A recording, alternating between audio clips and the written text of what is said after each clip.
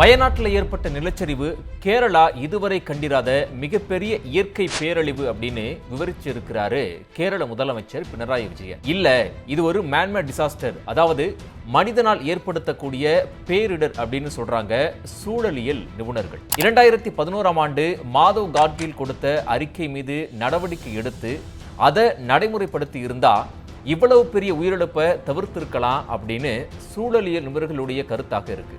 சரி, மாதவ் காட்கில் அறிக்கையில என்னெல்லாம் சொல்லப்பட்டுச்சு, ஒருவேளை அதை நடைமுறைப்படுத்தி இருந்தா இத்தனை உயிர்கள் உடைமைகளை காப்பாற்றி இருக்க முடியுமா, ஏன் கேரளாவில் அடிக்கடி இது போன்ற பேரிடர் நடக்குது அப்படிங்கிறத இந்த வீடியோல விரிவா பார்க்கலாம்.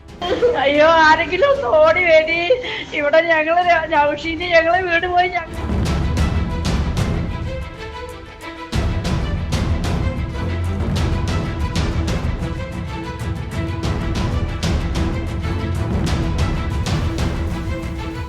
செவ்வாய்க்கிழமை அதிகாலை 2 மணி மற்றும் 4:30 மணிக்கு அடுத்தடுத்து நிலச்சரிவு ஏற்படுது. வயநாடு மாவட்டத்தோட மேப்பாடி, சூரல்மலை, முண்டக்கை, அட்டமலை இந்த 4 இடங்களுமே நிலச்சரிவால கடுமையா பாதிக்கப்பட்டுச்சு.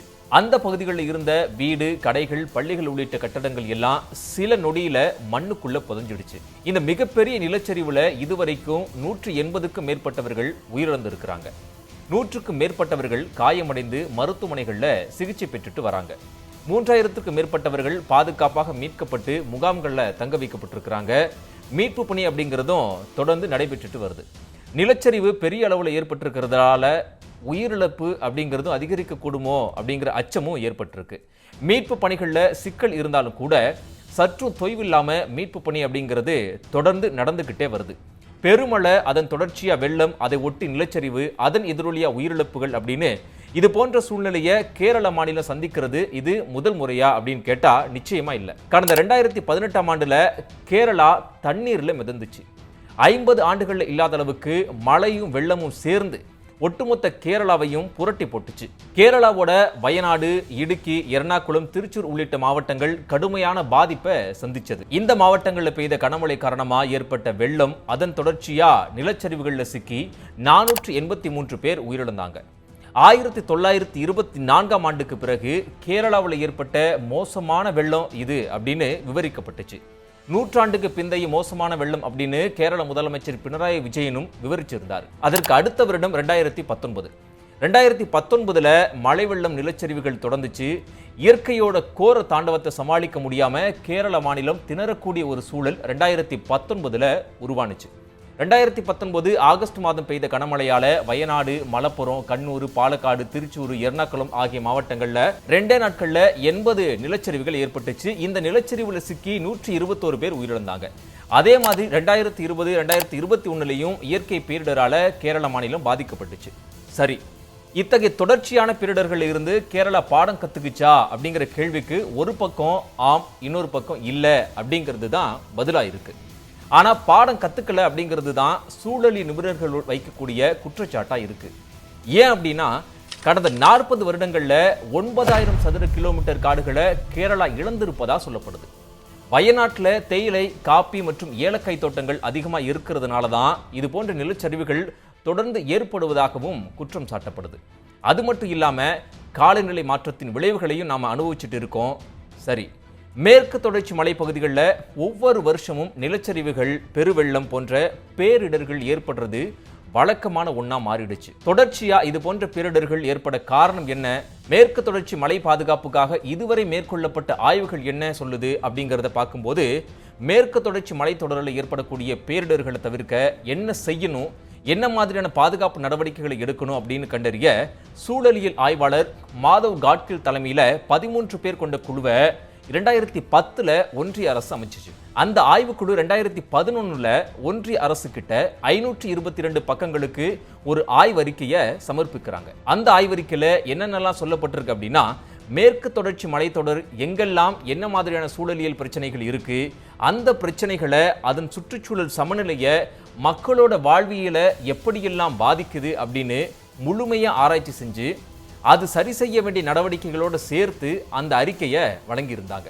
மாதவ் காட்கில் குழு சமர்ப்பிச்ச ஆய்வறிக்கை மேற்கு தொடர்ச்சி மலைத்தொடர் முழுவதையுமே 3 சூழலியல் மண்டலங்களாக பிரிக்கணும் அப்படின்னு பரிந்துரைக்குது. அதாவது சூழலியல் மண்டலம் 1 அப்படிங்கிறதுல மேலதிக முக்கியத்துவம் வாய்ந்த பகுதிகள், சூழலியல் மண்டலம் 2 அப்படிங்கிறதுல அதிக முக்கியத்துவம் வாய்ந்த பகுதிகள் மற்றும் சூழலியல் மண்டலம் 3 அப்படிங்கிறதுல முக்கியமான சூழலியல் பகுதிகள் அப்படின்னு 3 மண்டலங்களாக பிரிக்க சொல்லுது அந்த அறிக்கை.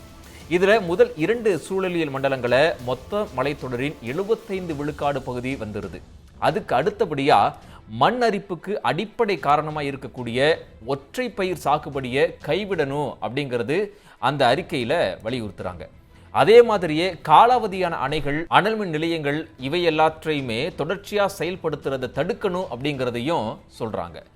காட்டு நிலங்களை வேற பயன்பாட்டுக்கு மாத்துறது, நதிகளோட போக்க திசை திருப்புறது, இது மாதிரியான செயல்களை செய்யக்கூடாது அப்படின்னும் அந்த அறிக்கையில வலியுறுத்துறாங்க. அகழ்விடங்கள், சுரங்கங்கள், அனல் மின் நிலையங்களை மேற்கு தொடர்ச்சி மலைக்குள்ள அனுமதிக்கவே கூடாது அப்படிங்கிறதையும் வலியுறுத்துறாங்க. கேரளாவில் பாயக்கூடிய சாலக்குடி நதியில மாநில மின்வாரியம் திட்டமிட்டிருக்கக்கூடிய அதிரப்பள்ளி நீர்மின் திட்டத்தை கைவிடணும். அது மட்டும் இல்லாம மலைத்தொடரினுடைய பாதுகாப்பு கருதி மேற்கு தொடர்ச்சி மலை சூழலியல் பாதுகாப்பு ஆணையம் அமைக்கணும் அப்படிங்கிறதையும் வலியுறுத்தி இருக்கிறாங்க. அந்த ஆணையம் மலைத்தொடரில் வாழக்கூடிய மக்களை சேர்த்துக்கிட்டு அவர்களுடைய ஆலோசனையிலும் பங்கெடுப்புகளோட பாதுகாப்பு நடவடிக்கைகளை எடுக்கணும். பழங்குடி மக்களை காட்டில் இருந்து வெளியேற்றுவதை தவிர்த்து காடுகள் பாதுகாப்புல அவர்களுடைய பங்கெடுப்பை உறுதி செய்து அதற்கு ஊக்கத்தொகையை வழங்கணும் அப்படிங்கிறதையும் வலியுறுத்தி இருக்கிறாங்க. அது மட்டும் இல்லாம இந்திய வன உரிமை சட்டத்தை மேற்கு மலைத்தொடர் முழுக்க முறையை அமல்படுத்தணும் அப்படின்னு சொல்லி இருக்காங்க. ஸோ இந்த கோரிக்கையெல்லாம் வலியுறுத்தி தான் அந்த அறிக்கை சமர்ப்பிக்கப்பட்டுச்சு. ஆனா அந்த அறிக்கையை ஒன்றிய அரசும் மேற்கு தொடர்ச்சி மலையில் அமைந்திருக்கக்கூடிய மாநிலங்களுடைய அரசுகளுமே நிராகரிச்சிட்டாங்க. அதுக்கப்புறமா ஆய்வாளர் கஸ்தூரிரங்கன் தலைமையில அடுத்த ஒரு குழுவை ஒன்றிய அரசு நியமிக்கிறாங்க. அந்த குழு என்ன செய்யுது அப்படின்னா 2013 ஒரு அறிக்கையை சமர்ப்பிக்கிறாங்க. அந்த அறிக்கையும் ஏற்கப்படுது. ஆனா கர்நாடகா, கேரளா இந்த மாநிலங்கள் அந்த பரிந்துரையை ஏற்க மறுக்கிறாங்க. 2021 இந்திய சுற்றுச்சூழல், காடு மற்றும் காலநிலை மாற்ற அமைச்சகம் மேற்கு தொடர்ச்சி மலையின் சூழலியல் பாதுகாப்புக்காக கஸ்தூரிரங்கன் குழு சமர்ப்பித்த அறிக்கையை அமல்படுத்துவது குறித்து இணையவழி கூட்டத்தை நடத்துறாங்க. மேற்கு தொடர்ச்சி மலையை உணர்திறன் மிக்க சூழலியல் மண்டலமா அறிவிப்பது அந்த பகுதி வாழ் மக்களின் வாழ்வாதாரத்தை பாதிக்கும். அதனால கர்நாடக அரசும் அந்த பகுதியில் வாழக்கூடிய மக்களும் இந்த அறிக்கையை அமல்படுத்துறதை எதிர்க்கிறோம் அப்படின்னு சொல்லி அந்த அறிக்கையுமே நிராகரிச்சிடுறாங்க. சரி, கஸ்தூரிரங்கன் தங்களுடைய ஆய்வறிக்கையில என்னென்ன பரிந்துரைகளை சொல்லப்பட்டுச்சு அப்படிங்கிறத பார்த்தா மேற்கு தொடர்ச்சி மலையில 37 விழுக்காடு பகுதியை உணர்திறன் மிக்க சூழலியல் மண்டலமாக அறிவிக்கணும் அப்படிங்கிறத சொல்லியிருக்காரு. அதுல 20,000 சதுர கிலோமீட்டர் அதிகமான பரப்பளவு கர்நாடகாவுடைய எல்லைக்குள் அமைஞ்சிருக்கு. அதனால கிரானைட் போன்றவற்றுக்கான சுரங்கங்கள், சிகப்பு வகைப்பாட்டில் வரக்கூடிய தொழிற்சாலைகளுக்கு முற்றிலுமா தடை விதிக்கணும் அப்படிங்கிறதெல்லாம் அதுல வலியுறுத்தி இருக்கிறாங்க. மேலும் வளர்ச்சி திட்டங்களுக்கு அனுமதி வழங்குறதுக்கு முன்பாகவே அவை காடு மற்றும் காட்டு உயிர்களுக்கிடையே என்ன மாதிரியான பின்விளைவுகளை கொண்டு வரும் அப்படிங்கிறத ஆய்வு செய்யணும்னு சொல்லியிருக்காங்க.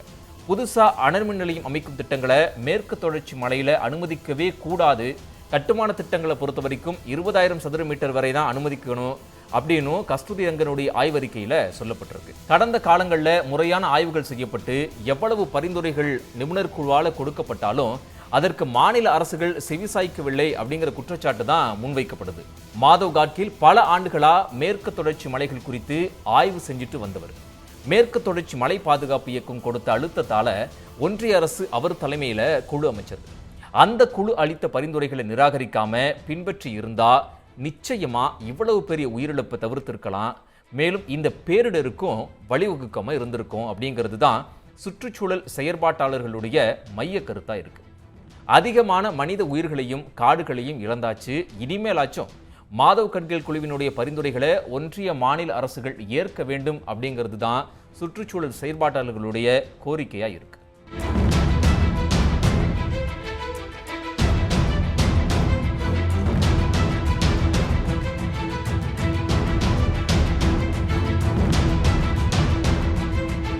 உடனுக்குடன் செய்திகளை தெரிந்து கொள்ள சன் நியூஸ் பெல் ஐகானை கிளிக் பண்ணுங்க.